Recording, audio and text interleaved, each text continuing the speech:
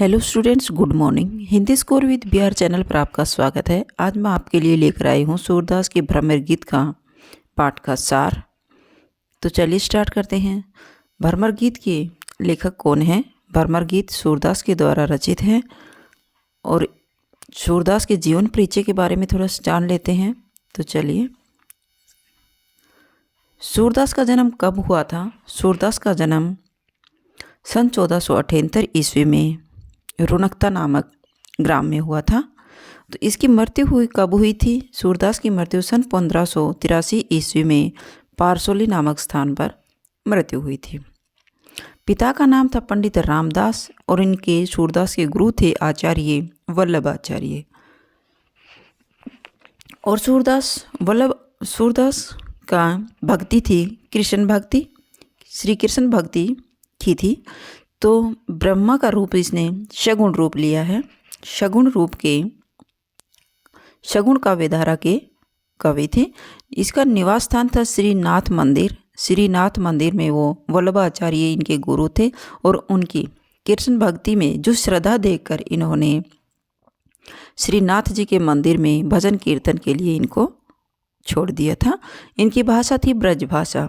काव्य कृतियाँ थी इसकी सूर सागर, सूर सारावली और साहित्य लहरी। तो भ्रमर गीत सार में इन्होंने श्री कृष्ण की भक्ति का वर्णन किया है। श्री कृष्ण के विरह में जो गोपियाँ तड़प रही हैं उनका वर्णन किया है।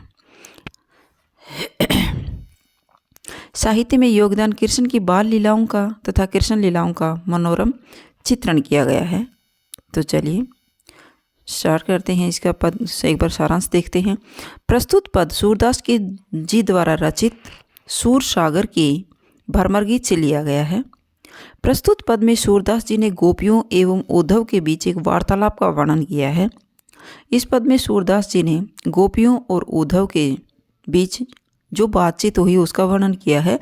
जब भी श्री कृष्ण मथुरा वापस नहीं आते, जब श्री कृष्ण मथुरा आने से इनकार कर देते हैं और उद्धव के द्वारा मथुरा यह संदेश भेजा देते हैं कि वापस नहीं आएंगे, वो गोपियों को यह संदेश देना चाहते हैं कि अब वापस श्री कृष्ण नहीं आएंगे।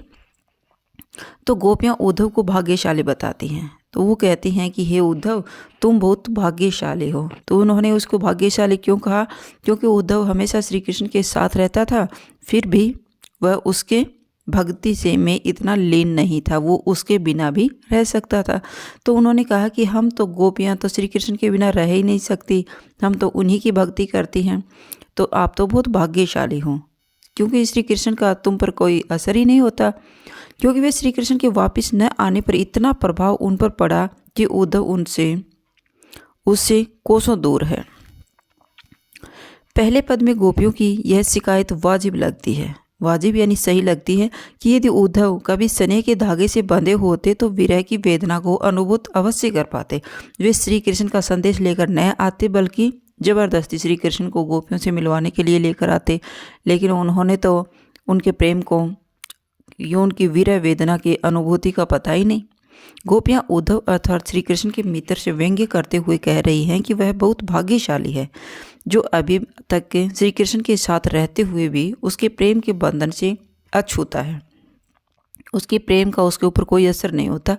गोपियाँ उद्धव की तुलना कमल के पत्तों व तेल के मटके से करती हैं। किससे करती हैं? कमल के पत्तों का और तेल के मटके से। जिस प्रकार कमल का पत्ता पानी में रहकर भी पानी का असर नहीं होता और तेल लगी हुई मटकी अगर पानी में डाल दी जाती तो उस पर भी पानी की बूंद तक नहीं टिकती, उसी प्रकार श्री कृष्ण के साथ उद्धव रहते हुए भी उद्धव पर श्री कृष्ण के कोई प्रभाव नहीं है। क्योंकि जिस प्रकार कमल के पत्ते हमेशा जल के अंदर ही रहते हैं, लेकिन उन पर जल के कारण कोई दाग दिखाई नहीं देता, जिस प्रकार तेल से भरी हुई मटकी पानी के मध्य में रहने पर भी उसमें रखा हुआ तेल पानी के प्रभाव से अप्रभावित रहता है, उसी प्रकार श्री कृष्ण के साथ रहने पर भी तुम्हारे ऊपर यानी उद्धव के ऊपर उनके प्रेम का कोई प्रभाव नहीं पड़ा। यही कारण है कि गोपियाँ उद्धव को भाग्यशाली समझती हैं, जबकि वे खुद को अभागिन और अबला नारी समझती हैं, जो श्री कृष्ण के प्रेम में उलझ गई हैं और अब श्री कृष्ण के मथुरा न आने के कारण वो उसकी विरह वेदना में जल रही हैं, उनके मोह पास में लिपट गई हैं। जब श्री कृष्ण मथुरा वापस नहीं आते तो उद्धव के द्वारा मथुरा यह संदेश भेजा देते हैं कि वह वापस नहीं आ पाएंगे। तो इस संदेश को सुनकर गोपियाँ टूट सी गई हैं और उनकी वीर वेदना और भी बढ़ गई है, क्योंकि वो तो श्री कृष्ण के सगुण रूप का ही की भक्ति करती थी और वह उसके बिना नहीं रह सकती थी। दूसरे पद में गोपियों की यह स्वीकारोक्ति कि उनके मन की अभिलाषाएं मन में ही रह गई हैं, कि ये जो श्री कृष्ण से वो बातें करना चाहती थी लेकिन कृष्ण अब आने के लिए तैयार ही नहीं है, तो उनके मन में जो उनके प्रति उनकी भक्ति भाव थे वो उसके मन में ही रह गई हैं। श्री कृष्ण के प्रति उनके प्रेम की गहराई को अभिव्यक्त करती हैं। श्री कृष्ण के गोकुल छोड़कर चले जाने के उपरांत गोपियों के मन में स्थिति श्री कृष्ण के प्रति प्रेम भावना मन में ही रह गई है। वे उद्धव से शिकायत करती हैं कि अब वे अपनी यह व्यथा या पीड़ा किसे जाकर कहेंगे। वो इंतजार कर रही थी कि श्री कृष्ण कभी हमसे मिलने आएंगे और हम मन भरकर उनसे बातें करेंगे, उनकी भक्ति करेंगे, उनके रूप को निहारेंगे, लेकिन अब तो वो आने के लिए तैयार ही नहीं है। तो हमारे मन में जो पीड़ा है वो उसके बारे में हम किसके सामने वर्णन करेंगे। उन्हें यह समझ नहीं आ रहा कि वे अब तक इसी कारण से जी रही थी। समझ नहीं आ रहा है कि वे अब तक इसी कारण से जी रही थी कि श्री कृष्ण आएंगे और हम उनसे जी भरकर बातें करेंगे, उनकी पूजा अर्चना करेंगे, उनकी भक्ति करेंगे, लेकिन श्री कृष्ण जल्द ही वापस आ जाएंगे। वे सिर्फ इसी आशा से अपने तन मन की पीड़ा को सह रही थी कि जब श्री कृष्ण वापस लौटेंगे तो वे अपने प्रेम को श्री कृष्ण के समक्ष व्यक्त करेंगे। सूरदास जी के इस पद में गोपियाँ उद्धव से कह रही हैं कि उनके हृदय में भी श्री कृष्ण के प्रति अटूट प्रेम है,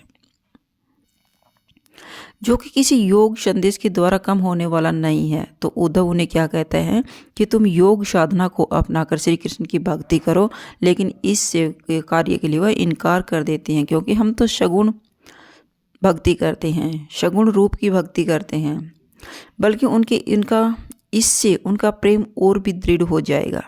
तीसरे पद में वे उद्धव की योग साधना को कड़वी ककड़ी जैसा बताकर अपने एकनिष्ठ प्रेम में दृढ़ विश्वास प्रकट करती हैं। वे कहते हैं कि हम तो सगुण रूप श्री कृष्ण के रूप की ही भक्ति करते हैं, योग साधना तो हमारे लिए कड़वी ककड़ी के समान है, इस योग साधना को तो हम चख भी नहीं सकते। गोपियाँ उद्धव से कहते हैं कि हमारे श्री कृष्ण तो हमारे लिए एक हारिल पक्षी की लकड़ी के समान है। जिस प्रकार हारिल पक्षी उस लकड़ी को अपने पंजे में दबाए रखता है, उसी प्रकार हमने अपने मन और वचन से और हृदय में एक निष्ठ होकर के श्री कृष्ण के नाम को ही पकड़ रखा है। हम सिर्फ उन्हीं की सगुण भक्ति करना चाहती हैं। हमारे श्री कृष्ण तो हमारे लिए हारिल पक्षी की लकड़ी के समान है। जिस तरह हारिल पक्षी अपने पंजों में लकड़ी को बड़ी ही दृढ़ता से पकड़े रहता है, उसे कहीं भी गिरने नहीं देता, उसी प्रकार हमने भी मन वचन और कर्म से नंद पुत्र श्री कृष्ण को अपने हृदय के प्रेम रूपी पंजे से बड़ी ही दृढ़ता से पकड़ा हुआ है, अर्थात दृढ़ता पूर्वक अपने हृदय में बसाया हुआ है। हम तो जागते सोते सपने में और दिन रात कान्हा कान्हा रटती रहती हैं। इसी के कारण हमें तो जोग का नाम सुनते ही ऐसा लगता है जैसे कि मुंह में कड़वी ककड़ी चली गई हो। और चौथे पद में गोपियाँ उद्धव को ताना मारती हैं कि श्री कृष्ण ने अब राजनीति पढ़ ली है। वो उद्धव को उपालंब करती हैं, उल्हाने देते हैं कि श्री कृष्ण तो हमारे साथ राजनीति खेल रही हैं, जिसके कारण वे और अधिक बुद्धिमान भी हो गए हैं। और अंत में गोपियों के द्वारा उद्धव को राजधर्म, प्रजा का हित याद दिलाया जाना सूरदास की लोकप्रियता को दर्शाता है। वो कहते हैं कि राजा का काम होता है अपनी प्रजा का हित में कार्य करें, तो हम भी उनकी एक प्रजा के समान हैं, इसलिए वो हमें नहीं भूल सकते हैं। गोपियाँ व्यंग्यपूर्वक उद्धव से कहते हैं कि श्री कृष्ण ने राजनीति का पाठ पढ़ लिया है, जो कि मधुकर अर्थात उद्धव के द्वारा सब समाचार प्राप्त कर लेते हैं और उन्हीं को माध्यम बनाकर संदेश भी भेज देते हैं। तो सिर्फ गोपियाँ श्री कृष्ण का इंतजार कर रही हैं, लेकिन वो आ जाता है उद्धव। गोपियाँ कहती है कि मथुरा जाते समय श्री कृष्ण उनका मन अपने साथ ले गए थे। जो अब उन्हें वापस चाहिए। वो कहते हैं जैसे ही श्री कृष्ण यहाँ से गोकुल से गए थे तो वो हमारे मन को भी अपने साथ ले गए थे और उनसे कहिए कि वो वापस आकर हमारे मन को हमें वापस दे जाएं। वे तो दूसरों के अन्याय से बचाते हैं, फिर हम पर अन्याय क्यों कर रहे हैं? उन पर अन्याय क्यों कर रहे हैं, यानी हम गोपियों पर अन्याय क्यों कर रहे हैं? सूरदास के शब्दों में गोपियाँ कहती हैं कि राजधर्म तो यही कहता है कि प्रजा के साथ अन्याय नहीं करना चाहिए अथवा न ही सताना चाहिए। इसलिए श्री कृष्ण को योग का संदेश वापस लेकर स्वयं दर्शन के लिए आना चाहिए। तो ये था आपका सारांश। अगर आपको मेरी वीडियो अच्छी लगी हो तो प्लीज़ लाइक कीजिए, शेयर कीजिए और सब्सक्राइब करना न भूलें। और नेक्स्ट वीडियो में लेकर आती हूँ भ्रमर गीत सार के प्रश्नोत्तर। फिर मिलते हैं नेक्स्ट वीडियो में। Bye bye.